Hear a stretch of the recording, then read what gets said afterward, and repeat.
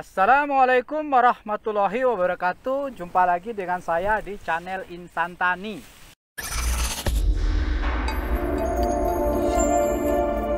Di sini saya akan buatkan video tentang tanaman tumpang sari antara kelapa sawit sebagai tanaman utama dengan ubi kayu atau singkong sebagai tanaman sela.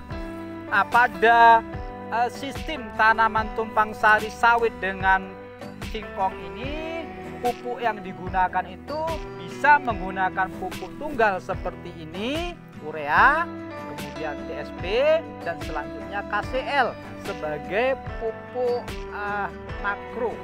Atau bisa juga menggunakan pupuk majemuk seperti NPK Ponska. Nah, penggunaan pupuk tergantung situasi dan kondisi masing-masing daerah. Tanaman utama ini kita tanam dengan jarak 8,5 kali 8,5 meter menggunakan sistem mata 5 atau segitiga sama sisi.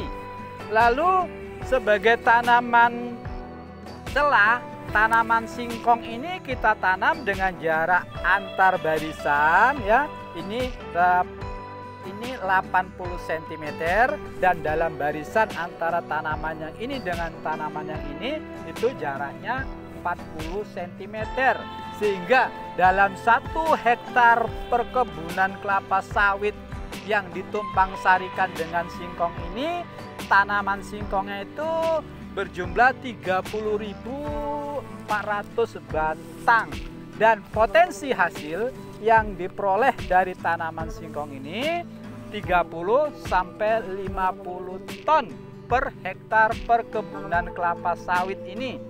Potensi hasil itu akan tinggi jika pasokan pupuk yang dibutuhkan oleh kedua tanaman ini kita cukupi kebutuhannya. Nah, di sini ada beberapa keuntungan yang kita peroleh dengan cara tumpang sari ini. Yang pertama, produktivitas penggunaan lahan itu akan menjadi lebih tinggi. Yang kedua, pertumbuhan gulma itu akan tertekan. Kenapa tertekan? Karena fungsi tanaman singkong ini pada dasarnya sebagai tanaman penutup tanah. Seperti pada perkebunan kelapa sawit itu menggunakan jenis kacang-kacangan untuk penutup lahan agar pertumbuhan gulma itu terhambat. Nah, di sini kita menggunakan tanaman singkong. Pendapatan petani akan menjadi lebih tinggi. Kenapa? Karena selagi tanaman utama itu belum berproduksi, artinya tanaman utama belum menghasilkan rupiah, maka tanaman singkong ini telah dapat memberikan kontribusi hasil yang cukup lumayan. Seperti saya katakan tadi, dalam 1 hektar potensi hasil 30 sampai 50 ton. Ya, kita ambil nilai tengahnya 35 ton.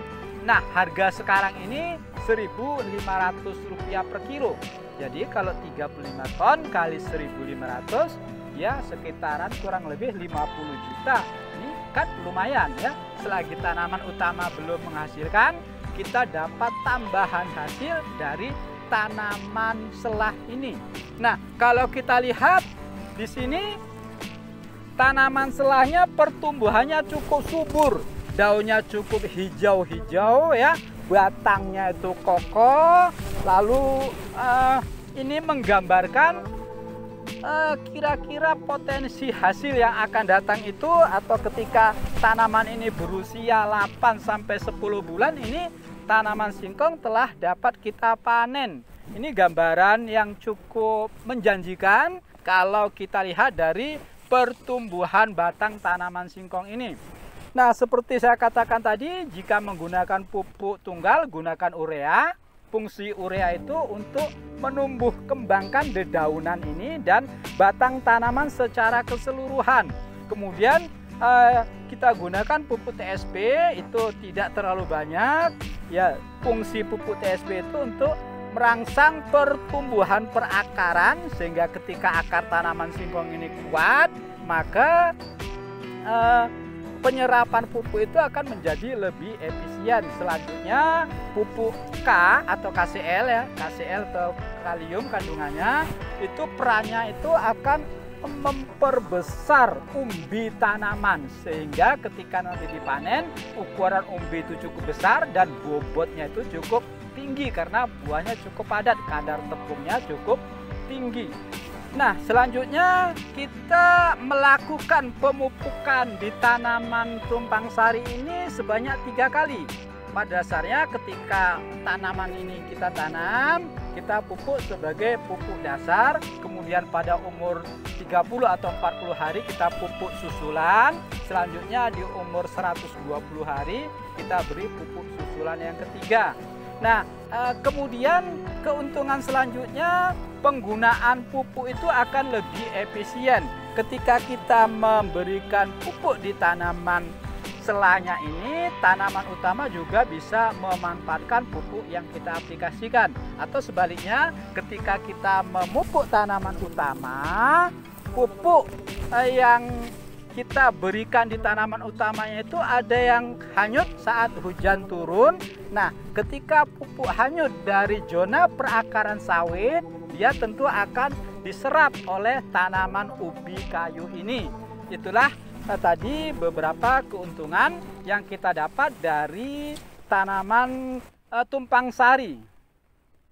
Tetapi ada juga beberapa kerugian. Yang pertama, terjadi persaingan unsur hara antara tanaman utama dengan tanaman sela ini. Selanjutnya terjadi persaingan penggunaan energi matahari. Nah, sebagai contoh kecilnya begini, ketika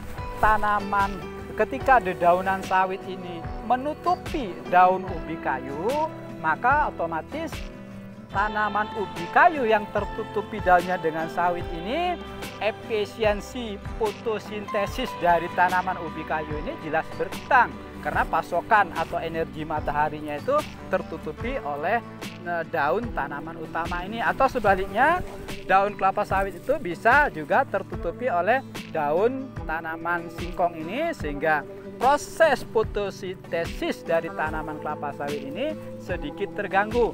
Tetapi pada dasarnya secara keekonomian tumpang sari ini masih sangat menguntungkan dibanding dengan ketika tanaman sawit ini kita tanam secara monokultur. Nah, demikian video dari saya, semoga bermanfaat. Sampai jumpa lagi di video saya selanjutnya.